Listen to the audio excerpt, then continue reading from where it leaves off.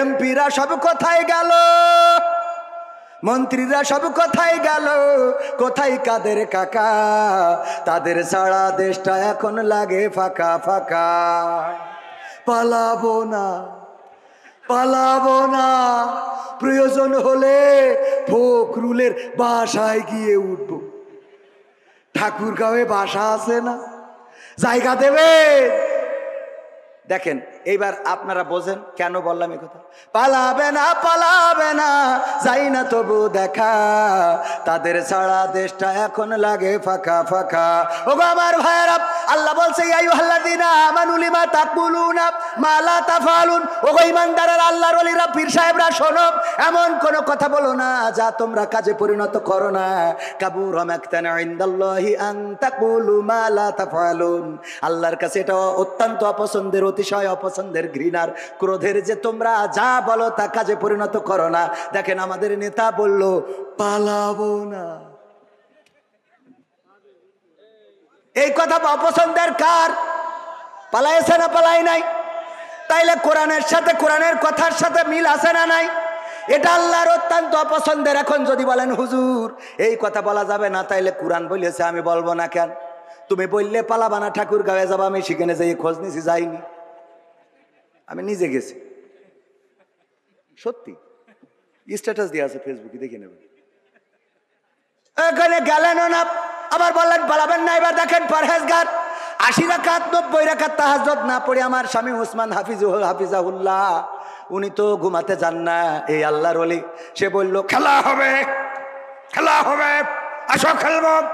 যেই ছাত্ররা খেলার জন্য দাঁড়াইলো সেই তো আল্লাহর ওলি নেই। তাহলে আল্লাহ বলছে কাবুরা মাকতান ইনদাল্লাহি আন তাকুলু মা লা তাফআলুন। ওগো স্বামী ওসমান এমন কথা কেন বলো? এই কথা তো আল্লাহর কাছে অত্যন্ত অপছন্দের, অত্যন্ত ঘৃণার, যে তোমরা মুখে যা বলো কাজে তা করো না।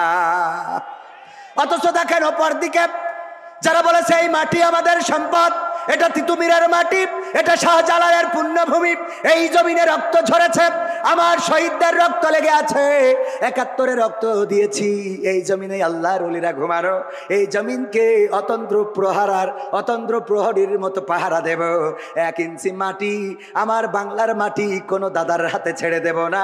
বলেন দেখি ফাঁসির কাস্টে ঝুলাইছে, তাও কি পালাইছে কেউ? কথা কয় না পালাইছে কেউ? বরং মৃত্যুটাকে বরণ করেছে, হামলা হয়েছে, মামলা হয়েছে, এই দেশ ছাড়ে নাই, মাটি ছাড়ে নাই, এলাকা ছাড়ে নাই, বছরের পর বছর জেল জুলুম নির্যাতন সহ্য করেছে। কোরআনের পাখি দেলোয়ার হুসাইন সাইদি, দলমত নির্বিশেষে সবার প্রিয় মানুষ, এই প্রিয় মানুষটা কোরআনের পক্ষে কথা বলেছেন। আওয়ামী লীগেরাও তার ওয়াজ শোনেন, বিএনপি, জামাত, জাসদ, বাসদ, হেফাজত, সবাই তার ওয়াজ শোনে না, শোনে না? পালিয়েছেন কখনো? পালান তো নাই, বরং আল্লাহর নবীকে যেমন প্রস্তাব দেওয়া হয়েছিল, বিশ্ব নবীকে বলল, কাফেরেরা বলল দেখো সে কি চায়, এই মক্কায় তো সব আছে, আমরা তার সব দেব, কি কি দেবে? আবু তালিবকে ডেকে বলল মুহাম্মদকে থামাও। কি থামাবো, কিভাবে থামাবো? বলল প্রস্তাব নিয়ে যাও 3টা। কয়টা? 3টা। 1 নম্বর, যদি সে ক্ষমতা চায় মক্কার প্রেসিডেন্ট বানাবো, যদি সে অর্থ চায় সবচেয়ে ধনী বানাবো, যদি সে নারী চায় তাইলে সবচেয়ে সুন্দরী নারীর সাথে বিয়ে করাবো, আর যদি বলে না 3টাই লাগবে একসাথে দিয়ে দেব, এর বিনিময়ে কালেমার দাওয়াত দেওয়া ছেড়ে দিতে হবে। আল্লাহর নবী সাল্লাল্লাহু আলাইহি সাল্লাম বললেন যে এই জন্যই আমি বসে আছি। কথা কয় না? কয় ঠিক? আল্লাহর নবী এই জন্যই বসেছিল? নাউজুবিল্লাহ, বলেন নাউজুবিল্লাহ। এই যে ওয়াজ আমার শ্রোতাকে, আমি মাঝে মাঝে পরীক্ষা নিই যে যারা শ্রোতা এরা দেখি কিরাম ওয়াজ শুনে আবেদ মানে কি, মানে ওয়াজের পরীক্ষায় যে একটু করবো, আপনাদের করবো, রাজি? দেখা যাক, জীবনে তো কবে পরীক্ষা দিয়েছেন? 5, 4-এ পড়ি, আমিও অনেক আগে দিয়েছি ছোটবেলায়, তো একটা পরীক্ষা হয়ে যাক, রাজি? আল্লাহ রাব্বুল আলামিন হঠাৎ করে মুনকার নাকিরকে খুঁজে পাচ্ছে না। আরে বাবা কি বিপদ, কত মানুষ মারা গেছে, কবরে যে সওয়াল করতে হবে, আর সেই সওয়ালের জবাব দেবে মানুষেরা। মান রব্বুকা ওয়া মান দিনুকা ওয়া মান নাবিয়ুকা, তোমার রবকে, তোমার দিন কি, তোমার নবীকে, কিন্তু মুনকার নাকির তো হারাই গেছে, খুঁজে পাচ্ছে না। আল্লাহ রাব্বুল আলামিন ফেরেশতা একদল তদন্ত কমিটি বানাইলো, বলল 3 সদস্য বিশিষ্ট তদন্ত কমিটি, তোমরা তাড়াতাড়ি চলে যাও, খোঁজো খোঁজো খোঁজো, খুঁজে দেখো এক্ষুনি এত লাশ ডিবে পড়ে গেছে, ও কখন কি হইবে আনে। ওরে বাবা, এই পৃথিবীতে খুঁজে পায় না পায় না পায় না পায় না পায় না, হঠাৎ করে দেখে বাগদাদে আব্দুল কাদের জিলানির কবরে মুনকার নাকিরের হাত পিছনে নিয়ে পিঠ মোড়া দিয়ে বাইন্ধে রেখেছে। আল্লাহর কাছে যেয়ে বলল, আল্লাহ মুনকার নাকিরের খুঁজে পাবো কি করে আল্লাহ? ওই যে বাগদাদে দেখলাম তোমার এক বান্দার কবরে পিঠ মোড়া দিয়ে বাইন্ধে থুয়ে দিয়েছে।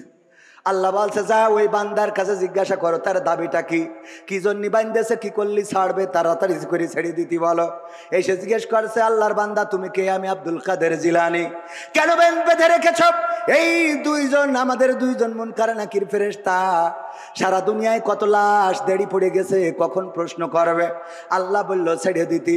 কয় না, ছাড়া হবে না, ছাড়া হবে না। অপরাধ কি তাদের?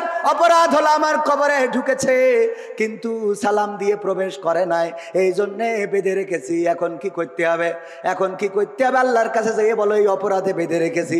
আল্লাহর কাছে যেয়ে ফেরেশতারা বলেছে, আল্লাহ আব্দুল কাদের জিলানী সালাম দেয় না, এই অপরাধে তাদের হাত পিছনে দিয়ে হাত করা, ওই যে হাত মুড়া দিয়ে একেবারে কায়দা করে বেঁধে রেখেছে, ছাড়বে না। বলছে যাও যে প্রস্তাব দাও যে আর কি করলি ছাড়বে, সে কি চায়, তার দাবি দাবা কি, দাবি মেনে নেওয়া হবে। তখন আব্দুল কাদের জিলানির কাছে এসে ফেরেশতারা বলতেছে, ও আব্দুল কাদের জিলানী, আল্লাহ পাঠিয়েছে, কোন দাবি আছে আপনার, সেই দাবি আল্লাহ পূরণ করে দেবে।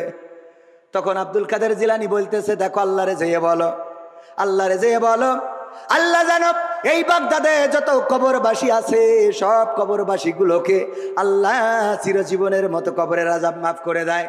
এই কথা যখন ফেরেশতারা যেয়ে বলেছে, ওগো আল্লাহ আব্দুল কাদের জিলানী গোটা বাগদাদে যত কবরবাসী আছে সব কবরকে ক্ষমা করে দিতে বলেছে, আর কোনো কবরে আযাব দেয়া যাবে না। তখন আল্লাহ রাব্বুল আলামিন আব্দুল কাদের জিলানীকে ডাক দিয়ে বললেন, ওগো আব্দুল কাদের জিলানী শোনো, তুমি আজকে আমারে যে বিপদে ফেলেছো আব্দুল কাদের জিলানী, আজকে তুমি আমারে ছোট্ট একটা শাস্তি দিয়েছো, একদম নরমালে ছেড়ে দিয়েছো। অথচ তুমি যদি বাগদাদ না বলে, তুমি যদি বলতে মাশরিক থেকে মাগরিব পর্যন্ত যত মানুষ এই পৃথিবীতে চিরজনমের মতো বিদায় নিয়েছে আর কিয়ামত পর্যন্ত যারা বিদায় নিয়ে চলে যাবে তাদের ক্ষমা করে দাও, আমি আল্লাহ বাধ্য হয়ে গেছিলাম ক্ষমা করার জন্যে, তবে তুমি শুধু বাগদাদের মানুষের ক্ষমা চেয়েছো, আমি আল্লাহ ক্ষমা করে দিলাম। বলেন সুবহানাল্লাহ। সুবহানাল্লাহ বলেছেন কয়জন? হাত তোলেন। নারায়ে তাকবীর। বলেননি কয়জন? নারায়ে তাকবীর। এবার আপনারা বলেন কারা ফেল কারা পাস? এই ফেরেশতার বান্দার মতো শক্তি, হ্যাঁ? পরীক্ষা বইলে কয়ে নিলাম তাও ফেল, হ্যাঁ? আল্লাহরে বিপদে ফেলার মতো শক্তি কারো আছে? নাউজুবিল্লাহ বলবেন না? বলেন নাউজুবিল্লাহ। মানে সুর দিয়ে বললে ওরে বাবা সুবহানাল্লাহ পড়ার জন্য মন ডাকু পাকু করে, ঠিক না ভাই? ঠিক। ও আল্লাহ হুজুর কত সুন্দর করে রে, এই ওয়াজ শুনে সুবহানাল্লাহ পড়লেন। ভাইরা আমার, আকলটারে কাজে লাগাতে হবে, বিবেকটারে কাজে লাগাতে হবে। আল্লাহর নবীর স্ত্রী বিবি খাদিজা রাদিয়াল্লাহু তাআলা আনহা ইন্তেকালের সময় বললেন, ওগো নবী গো আপনার কাছে তিনটা আবদার রাখবেন কিনা? বলেন। আল্লাহর নবী ডানে তাকায়, বামে তাকায়, আকাশের দিকে তাকায়। যখন আল্লাহর নবী সিগন্যাল পাইলেন যে ঠিক আছে, খাদিজা যে অনুরোধ করে অনুরোধটা রাখার জন্য জবানটা দাও।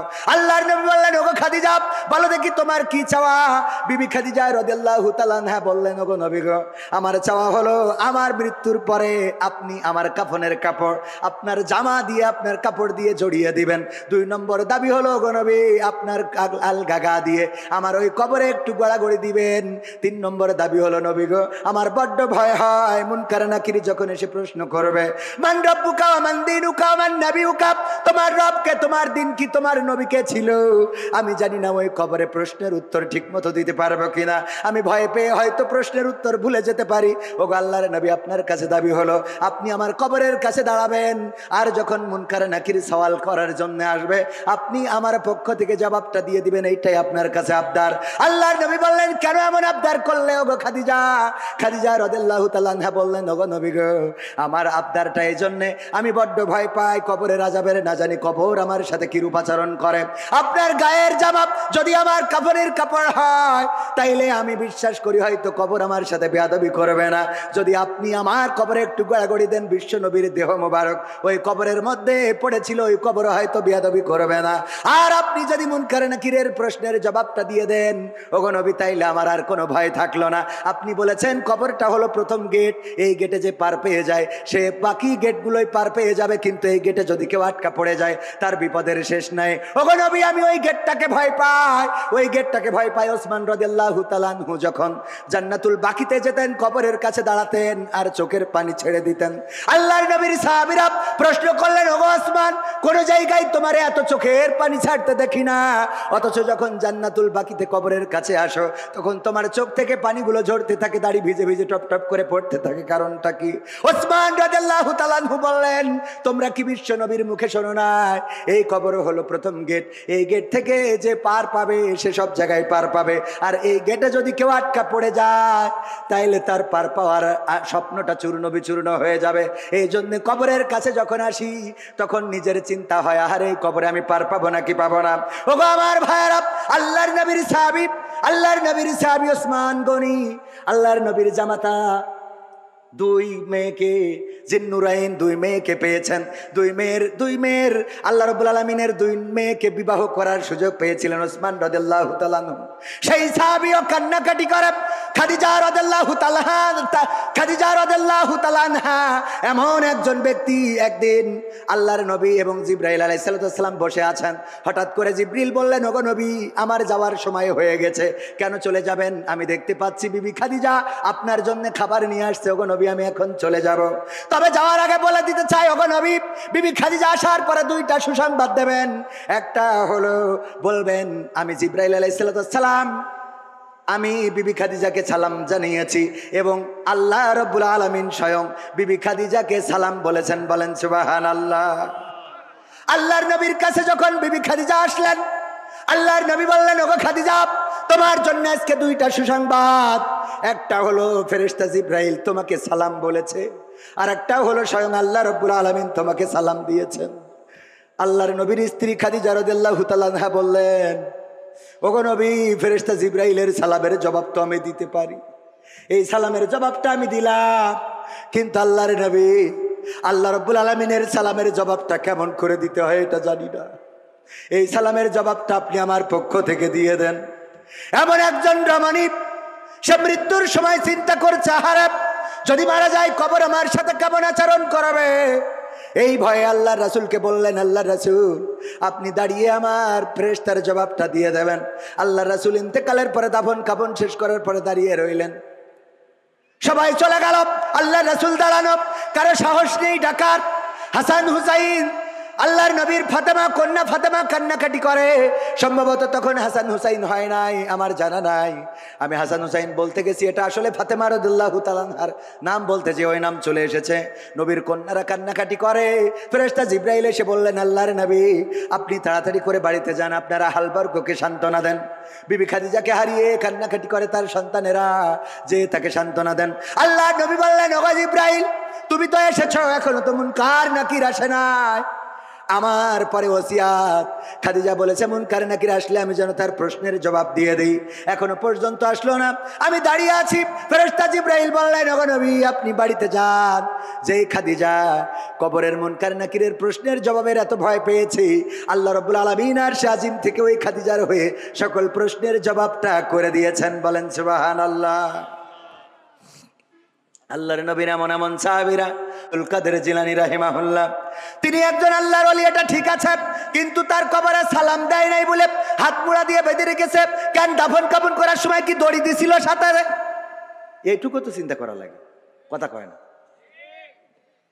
যাই হোক, ফেল করাতে কোনো অসুবিধা নেই। আমাদের দোষটা কি, সুর দিয়ে আমিও ফেল করেছিলাম। এই ওয়াজদিন আমার অ্যাডভোকেট এনামুল হক মুহতারাম চাচা যান, উনি আমার মাদ্রাসায় পাল্লা মোকামতলায়, তখন আমরা ছোট, উনি বললেন আমি একটা পরীক্ষা নেব। তো উনি একটা পরীক্ষা নিয়েছিলেন, অবশ্য ওয়াজটা করেছিলেন অন্য ভিন্ন আর একটা ঘটনা বলেছিলেন। সেই ঘটনায় যে দম করে জন্ম জীবন দিয়ে দিল, দম করলো, একজন কান্নাকাটি করতেছে লাশ নিয়ে, যে আমার সন্তান মারা গেছে, স্বামী মারা গেছে, এই একটা পুতা ছেলে আমাদের যশোরের ভাষায়, অন্য দেশের ভাষায় নাতি বলে, যে আমার নাতিটা বেঁচে ছিল তাও আল্লাহ নিয়ে গেল। তখন পীর সাহেব একটু দম করলেন, তারপরে ফু দিলেন, তো দাঁড়িয়ে গেল। বলেন সুবহানাল্লাহ। হ্যাঁ, তাও সুবহানাল্লাহ বলেছি। আমরা ওই দিন সুবহানাল্লাহ বলেছিলাম, এর জন্য ফেল করেছিলাম। আমরা ওয়াজ শুনবো কিন্তু বুঝে শুনে হাত উঁচু করবো, মনে থাকবে? সুবহানাল্লাহ আলহামদুলিল্লাহ কোন জায়গায় বলতে হয় এগুলো যদি না বুঝি, ওই যে উদাহরণ দিতে যে মাঝে মাঝে প্রায়ই বলি এখন যে টাকা কালেকশন করতেছে, দত্তপাড়ায় বলেছিলাম যে 50,000 টাকা দেওয়ার মতো কেউ কি আছেন? কেউ কথা বলে না। হুজুর সুদ দিয়ে দিয়ে বলার একজন তো জিম আছে। হুজুর বলছে 50,000 টাকা দেওয়ার মতো কোন আল্লাহর ওলি আছেন নাকি? আমি দোয়া করে দেব। বলেন হাত উঁচু করেন। কেউ হাত উঁচু করে না, দোয়া করব বাপ দাদা দাদা দাদি নানা নানি 14 গোষ্ঠী যেন জান্নাতে থাকে। কেউ হাত তোলে না, তোলে না, তোলে না। এবার হুজুরির হয়ে গেছে রাগ, সুর দিয়ে বাদ দিয়ে এবার চিল্লাইনো শুরু করে দিয়েছে। 50,000 টাকা দেওয়ার মতো এই ধোপা খোলায় একজনও নাই, হাত উঁচু করেন। মানে ঘুমেতে উঠে হাত উঁচু করেন শুনে, ধমক শুনে হাত উঁচু করে বসে আছে। বলছে নাম কি? ওবায়দুল কাদের। আল্লাহ ওবায়দুল কাদের 50,000 টাকা করলো দান, তুমি বাড়িয়ে দাও, সম্মান নিয়ে খায়াত দাও। পিতা মাতা দাদা দাদি নানা নানি 14 গোষ্ঠী যারা কবরে আছে ক্ষমা করে জান্নাত দিয়ে দাও। ও তো বলছে আল্লাহ কাল বিড়ি না খালি তো হাগাও হবে না, অথচ সেইটা কিনার টাকাও নেই। 50,000 টাকা দোয়া আমি কানে রাখবো। 50,000 টাকা দোয়া করে দিলে মার খাওয়ার ভয়তে কিছু বলে নাই। পরের দিন জুম্মার দিন আমার খতিব ডাক্তার, আমার খতিব জনাব মাওলানা শফিকুর রহমান স্যার, ওনার কাছে যে বলছে হুজুর গো বিপদে তো পড়েছি, একটু ফতোয়া দিতে হবে। কি ফতোয়া? ওই যে মাহফিল হচ্ছিল ধূপ খোলায় না ধূপা খোলায়, আমি ওখানে ধূপা খোলায় ওখানে 50,000 টাকার জন্য হুজুর কালেকশন করছিল। আমি হঠাৎ করে ঘুমায় পড়িলাম, খেয়াল করিনি। হুজুর যখন বলেছে হাত উঁচু করেন, আমি উঠে পরে হাত উঁচু করেছি, কিন্তু তার আগে বলেছে 50,000 টাকা কিনা দেবেন, হাত উঁচু করেন। আগের লাইন ঘুমির মধ্যে চলে গেছে, যে উঠে দেখি হাত উঁচু করার শব্দ। হাত উঁচু করেছি, হুজুর দোয়া করে দেশ 50,000 টাকার। এখন আমার তো বিড়ি কেনার টাকাও নেই, হুজুর এখন আমি করবোটা কি? বলছে অসুবিধে নেই, টাকা না থাকলে দেবেন, কিন্তু ওটা তো ভুল ক্রমে হয়ে গেছে। কয় সেটা তো আমিও জানি, ও হাদিস আমার পড়া আছে, কিন্তু আমার ভয় হইলো হুজুর দোয়া করেছে আল্লাহ ওর মা বাপ দাদা দাদি নানা নানি 14 গোষ্ঠী যারা যারা কবরে আছে আল্লাহ জান্নাত দাও। এখন টাকা যদি না দিতে পারি তাহলে ওদের কি আবার ফিরোইনে জাহান্নামে রাখবে? ওদের কি আবার ফিরোইনে জাহান্নামে রাখবে কিনা? হাত উঁচু বুঝে শুনে করার দরকার আছে না নাই? কোরআনের আলোচনায় ফিরে আসি। মনে কি আছে? আল্লাহ বললেন কাবুরা মাকতান ইনদাল্লাহি আন তাকুলু মা লা তাফআলুন। আলোচনার বিষয় এটা কোনো রাজনীতির কথা না। এই আয়াতের পরিপ্রেক্ষিতে আমার কথা হলো পালাবো না, পালাবো না, পালাবে না, পালাবে না, যাই না তবু দেখা, তাদের ছাড়া দেশটা এখন লাগে ফাঁকা ফাঁকা। আইন মন্ত্রী আটকে গেল আইনেরই ফাঁকে, দাড়ি ছাড়া দরবেশের ভণ্ড ভণ্ড লাগি। ঠিক না বেঠে? আইন মন্ত্রী আটকে গেল আইনেরই ফাঁকে, দাড়ি ছাড়া দরবেশের ভণ্ড ভণ্ড লাগে। শুনছি কত নেতা নেত্রী খাইতেছে ভাই ডান্ডা, বিচারপতি কালামানিকের ফাটিয়েছে আন্ডা। পলকেরও ঝলক গেল, পলকেরও ঝলক গেল থামিয়ে নেটের চাকা, তাদের ছাড়া দেশটা এখন লাগে ফাঁকা ফাঁকা, ওদের ছাড়া দেশটা এখন লাগে ফাঁকা ফাঁকা। কই গেল সেই সংসদেতে মমতাজের গান, কোথায় গেল হজরত বলা শামীম ওসমান? কই গেল সেই সংসদেতে মমতাজের গান, কোথায় গেল হজরত বলা শামীম ওসমান? ইনু মেনন্দি পুমনি আছে কারাগারে, বাপ করিলেও পাপ কখনো ছাড়ে কি আর তারে। কোথায় গেল স্পিকারের, কোথায় গেল স্পিকারের দৃষ্টি আঁকা বাঁকা, তাদের ছাড়া দেশটা এখন লাগে ফাঁকা ফাঁকা, ওদের ছাড়া দেশটা এখন লাগে ফাঁকা ফাঁকা। কোথায় গেল আরাফাত আর ব্যারিস্টার সুমন, কথা বলার সময় তারা করে নিয়োজন? মুরগি কবির খাইছে ধরা, জাফর কোথায় আছে? গোপন কি সেও গেল মোদি দাদুর কাছে? কোথায় গেল এ সালমের, কোথায় গেল এ সালমের কাড়ি কাড়ি টাকা, তাদের ছাড়া দেশটা এখন লাগে ফাঁকা ফাঁকা। ঠিক না বেঠে? ফাঁকা ফাঁকা লাগে। যারা এই কথাই রাজনীতি খুঁজে পান, একটাও রাজনীতির কথা না, এটা দুঃখের কথা, আক্ষেপের কথা, কষ্টের কথা। আমার মমতাজ সংসদে গান গাইলো। দেখেন এই মমতাজের জন্য কত ত্যাগী নেতা, তারাও মার্কা পায় নাই। সাকিব আল হাসান ক্রিকেট খেলে, হঠাৎ করে ও নৌকা পাবে কেন? আমার বুঝাই দেন। কথা কয় না, ও ক্রিকেট খেলে পালি ব্যাট বল উইকেট এইসব পাবে। হঠাৎ করে ওই যে পেয়ে গেল। আর অমনি ওখানকার ত্যাগী নেতারা মাইনাস হয়েছে না হয় নাই? কথা কয় না, হয়েছে না হয় না? আমারও আজ ত্যাগের পক্ষে যারা মাইনাস হয়েছে, আপনারা তাহলে সারা জীবন দল করি করলেন কি? হঠাৎ সাকিব আল হাসান ক্রিকেট খেলতে খেলতে এসে যদিও মার্কা নিয়ে নাই, তাহলে তোরা রাজপথে থেকে লাভটা কি? কথা কয় না। এই মমতাজ গান গাইয়ে বেড়ায়, সেই মমতাজ কি করে পেয়ে গেল?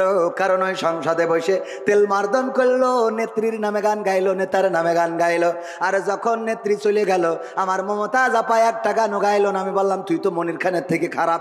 মনির খান যখন ওর নায়িকা চলে গেছে, অঞ্জনা অঞ্জনা তুমি থাকলে না ভাত খেলে না, কনে গেলে তুমি ঘুমাইলে না, অঞ্জনা আছে না নাই? সব গানে অঞ্জনা। ও জানতো যে বিয়ে করার পরে আমার স্ত্রী আমারে ছাড়বে না, বলবে এত ভালো ও বাসতে রে, ক্যাসেটে ক্যাসেটে অঞ্জনা রে। ঠিক না বে ঠিক? তারপরেও সাহস নিয়ে গিয়েছে। কত বড় সাহস চিন্তা করতে হবে। আর এখনকার সময় এখনো অঞ্জনার নাম ধরে গায়। আগের সময় তো তাও সাহস করতো, ভালো কথা। কিন্তু এখনকার সময় মোট সাহস করা যাবে না, কারণ আমার মা বোনেরা এখন ডাইরেক্ট, আগে তো তাও একটু কুপাকুপি পিটোপিটি হইতো, শুনতাম স্বামীর মারে, আর এখন ডাইরেক্ট মেশিন কেটে নিয়ে হাওয়া হয়ে যাচ্ছে। ঠিক না বে ঠিক? আপনি এটা শুনেন না, উস্তাদ মানুষ, ওরা শুনুন। এই ঠিক বলছি না বে ঠিক বলছি? ডাইরেক্ট নিয়ে চলে যায়। আমি বললাম নিয়ে যাবি কেন? অন্তত থুয়ে যা, জোড়া তালিতে যদি কাজে লাগানো যায়। শয়তান, বিপদে ফেলেছি আবার নিয়েও গেছিস কেন?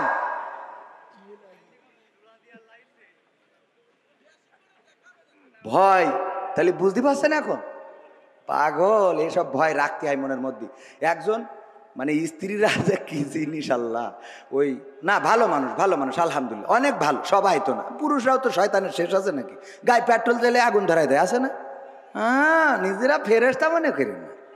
ও কিডা কত বাড়ি যাই বলছে ওট, বলছে কেন? বলছে তোর নামাজ পড়তে হবে। কে? তা বলছে হুজুর বলিছে যে যদি স্বামী স্ত্রী যদি নামাজ না পড়ে তা স্বামী জাহান নামে যাবে। তা বলছে তাও অসুবিধা কি? তা অসুবিধা কি মানে? তোর আমি বিয়ে করে নিয়ে আসি, তোর জন্য আমি জাহান নামে যাবো? তুই পাগল পাইছিস নাকি? আমি বুঝি না, তা তো না। ওট। তা বলছে নামাজ তো তুমিও পড়ো না। বলছে আমার জন্য আমি জাহান, তোর জন্য যাবো কে? আমার জন্য যাবো, তোর জন্য যাবো কে জন্য? পাগল পাইছ? ওট। বলছে শীতের রাতে ডিস্টার্ব করি না, কাল খেতে পড়বো। কে আর কাল খেতে বেশি থাকবো তার কোনো গ্যারান্টি আছে? গ্যারান্টি আছে? রঙ্গরসের দিন ছিল আমার একদিন, 12 ঘন্টা বেলায় আমার সন্ধ্যা হইল, পাখি উড়ে যাওয়ার বুঝি সময় হলো, পাখি উড়ে যাওয়ার বুঝি সময় হলো। শরীরে চামড়া ছিল টান, মিষ্টি সুরে গাইতাম গান, গলার আওয়াজ আমার কত দূরে যাইতো।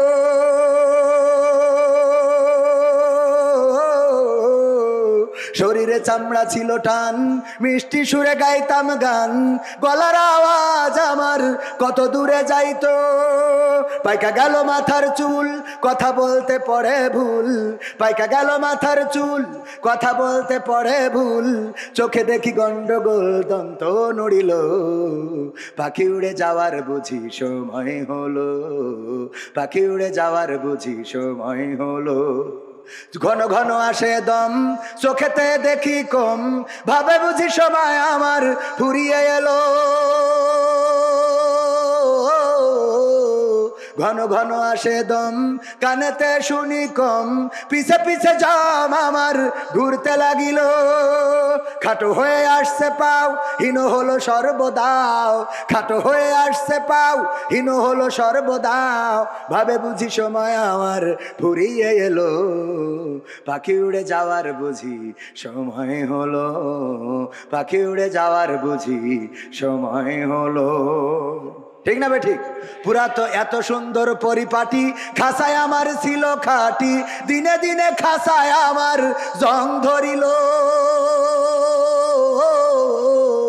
এত সুন্দর পরিপাটি খাসায় আমার ছিল খাটি দিনে দিনে খাসায় আমার জং ধরিল পুরাতন খাসাতে পাখি করে শুধু ডাকা ডাকি পুরাতন খাসাতে পাখি করে শুধু ডাকা ডাকি একদিন আমায় দিয়া ফাঁকি উড়িয়া যাইব পাখি উড়ে যাওয়ার বুঝি সময় হলো পাখি উড়ে যাওয়ার বুঝি সময় হলো রঙ্গরসের দিন ছিল আমার একদিন রঙ্গরসের দিন ছিল আমার একদিন 12 ঘন্টা বেলায় আমার শান্ত হইল পাখি উড়ে যাওয়ার বুঝি সময় হলো পাখি উড়ে যাওয়ার বুঝি সময় হলো ঠিক না বে ঠিক ওগো আমার ভাইরা বললো কাল বেঁচে থাকবো তার গ্যারান্টি কি ওঠো নামাজ পড়তে হবে স্ত্রীর ওই শীতের রাত কষ্ট করে উঠাইছে উজু করানোর পরে এবার স্ত্রী এসে বলছে নাও বলো এখন রাত 1টার সময় কোন ওক্ত কয় রাকাত নামাজ কি সূরা পড়বো দোয়া কি বাসে যা হয় পড় কে এখন আসতে কেন এই বলো এখন রাত 1টার সময় কেন নামাজ কয় রাকাত কি পড়বো সূরা ফাতিহা না হলে তুমি সামনে দাঁড়াও আমি ইক্তেদাই তু ভেজাল ইমাম ও জানে যে এই ইমাম সঠিক না ইক্তেদাই তু কি ইমাম ভেজাল ইমাম সামনে যাও আমি পিছনে দাঁড়াচ্ছি তা বছর আম করছিস কেন কাল খেতে পয়সা নে আমল করা হয়ে গেছে আছে না নাই আল্লাহর ওলিরা আবার বলে হুজুর দোয়া করে দেন আমার স্ত্রী সিরিয়াল আসক্ত যেন স্ত্রী পরহেজগার হয়ে যায় ও যে সিরিয়াল আসক্ত আর তুই তো 4 দোকানে ওই যে মকসেদের দোকানে যে এক বসায় 3 ঘন্টার ওই ঐশ্বরিয়া করিনা কাপুরের ছবি মেরে তারপরে বাড়ি আসো তুমি ঐশ্বরিয়া রায় কারিনা কাপুর আর আমার আমির হামজা ভাই বলেছিল রাশমিকা মান্দানা দেখবা আর তোমার বউ ওই তাহাজ্জুদের নামাজে যায় নামাজে পড়ে তোমার জান্নাতে নিয়ে যাওয়ার জন্য দোয়া করবে পাগল পাইছাও নাকি কথা কয় না তুমি ওই নে বসিতে পরিমণি মারি বেড়াবা আমার যুবকরাও আছে বিয়ের আগে আরে বাবা পিছনে একটা নিয়ে লাইলাতুল ফেব্রুয়ারিতে ওরে গিয়ার গদখালি কোথায় লাইলাতুল ফেব্রুয়ারি গদখালি যে বলে তুমি এসেছে বলে আকাশ এত নীল ও আসার আগে লাল ছিল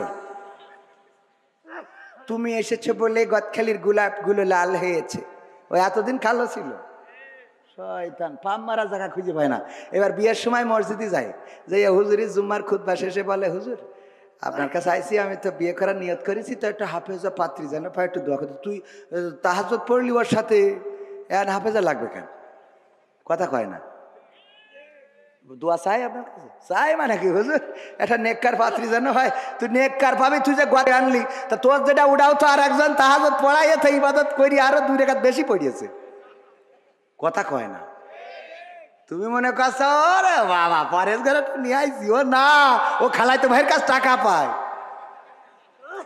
কথা কয় না শয়তানরা নিজেদের জন্য ভালো হওয়ার দরকার আছে না নাই নিজের চরিত্র ভালো রাখলে তোমার জন্য আমার নারীরাও চরিত্র ভালো রাখবে স্বামীরা যদি ভালো হয় স্ত্রীরা ভালো হবে আজান দিলে স্বামী যদি মসজিদে যায় স্ত্রীরা উজু করে এসে যায় নামাজে দাঁড়াবে আর যদি আল্লাহর ওলি সকালবেলা উঠে চোখ মুস্তি মুস্তি বিড়ি একখান ধরাই নিয়ে 4 দোকানে বসে তাইলে তো বেকায়দাও জাত গেল বলো এ কোন আজব কারখানা জাত গেল বলো আমাদের আকিজ কলেজের এক টিচার ছিল বলতেছে ভাই একটা দুঃখের কথা কি বলবো আমার চাচা ছিল সমবয়সী বিয়ে করার পরে আমার চাচি আমার চাচার কোনোদিন কিস করতো না মানে বাংলায় বলে চুমো খাইতো না এইটা না করার কারণে একদিন অভিযোগ করতেছে দেখছো তোর চাচির যদি বলার সুযোগ হয় তাহলে বলিস যে চাচার হক এইভাবে মেরে দিচ্ছেন কেস জন্যে কি হক চাচা বলছে দেখ সমবয়সী বলাই যায় আমার ঠোঁটের কাছে ঠোঁট নীতি দেয়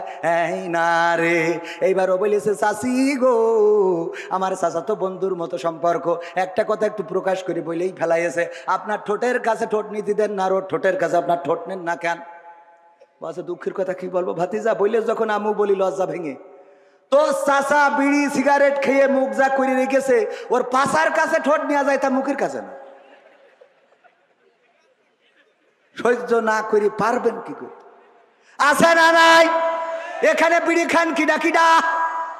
ও সব তো আল্লাহর পরহেজগার পীর সাহেব।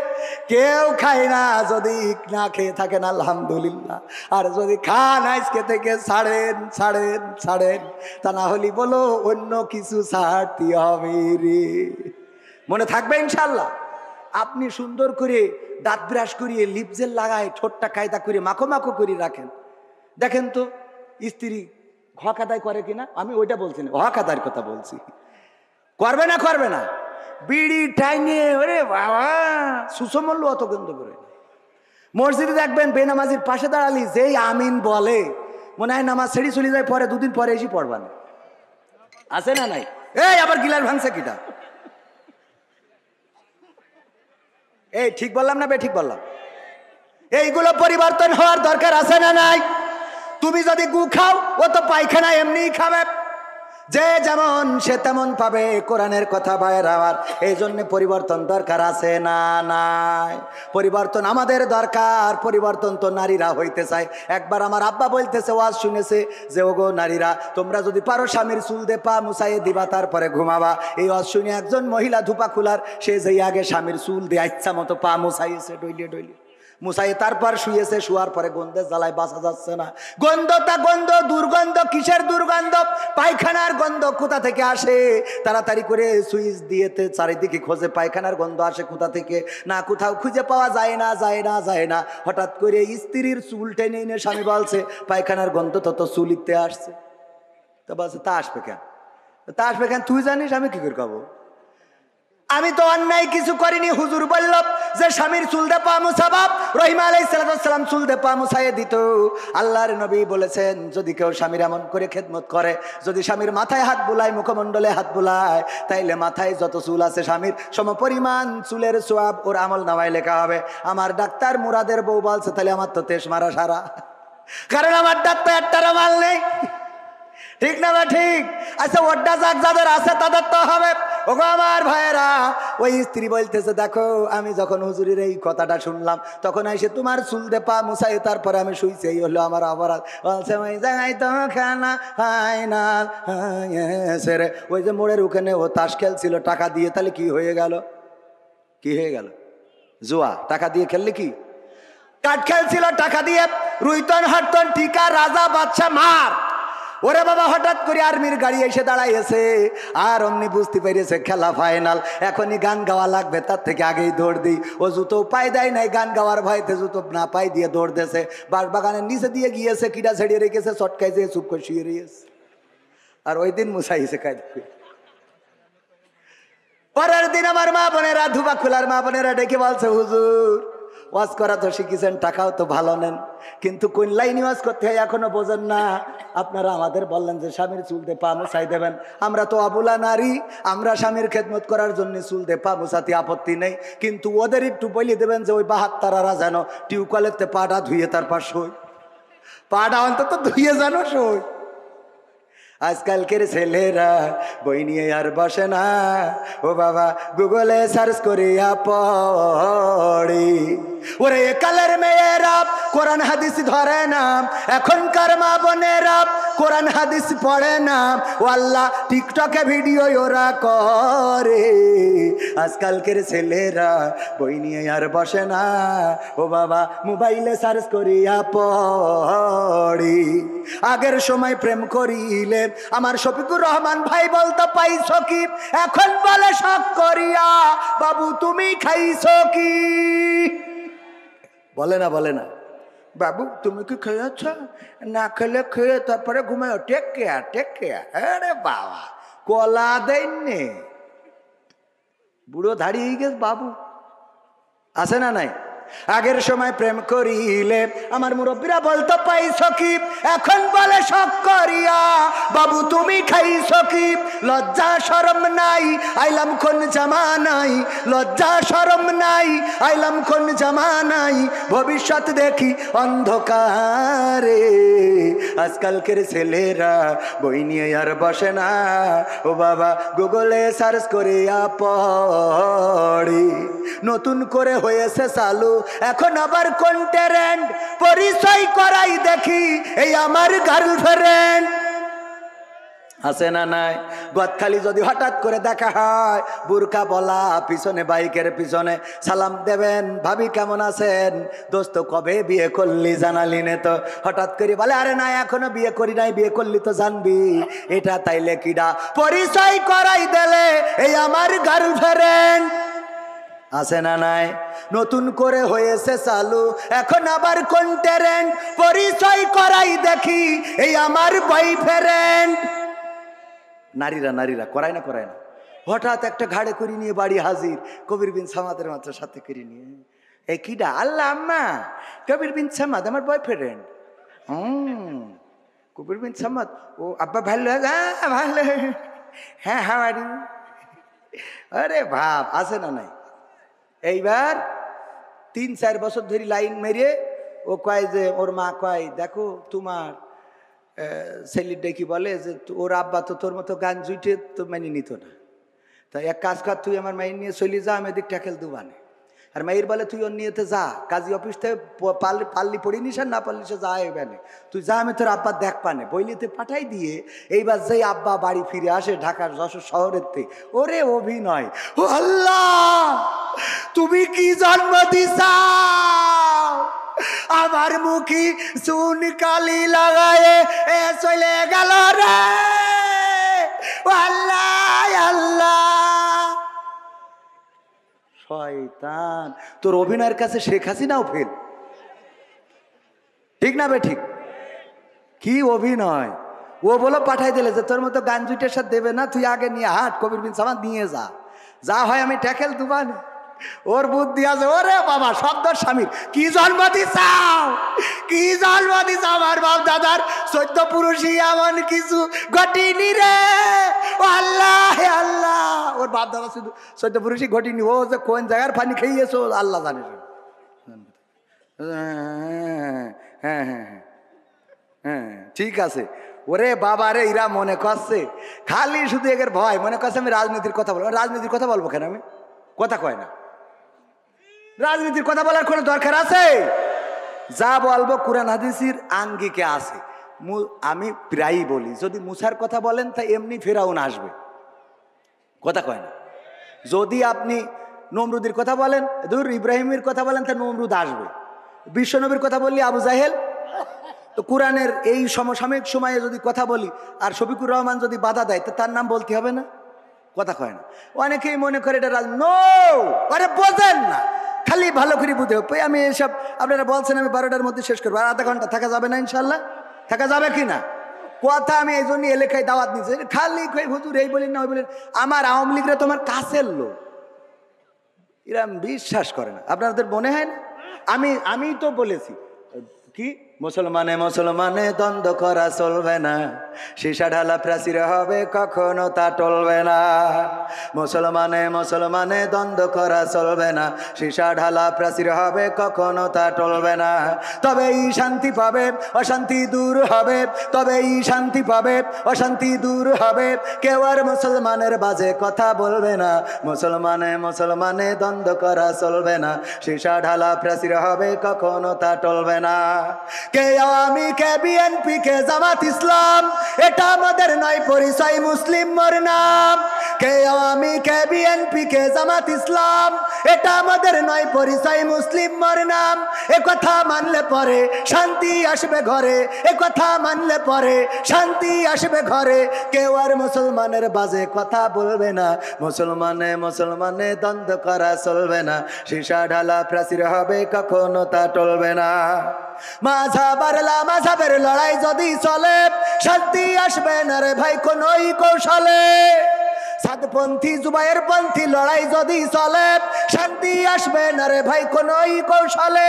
ঐক্যবদ্ধ ভাবে থাকলে শান্তি পাবে, ঐক্যবদ্ধ ভাবে থাকলে শান্তি পাবে, এছাড়া শান্তি পাবার রাস্তা কবু মিলবে না। মুসলমানে দ্বন্দ্ব করা চলবে না, সীসা ঢালা প্রাচীর হবে কখনো তা টলবে, টলা যাবে। মুসলমান ঐক্যবদ্ধ থাকতে হবে। কেন থাকতে হবে?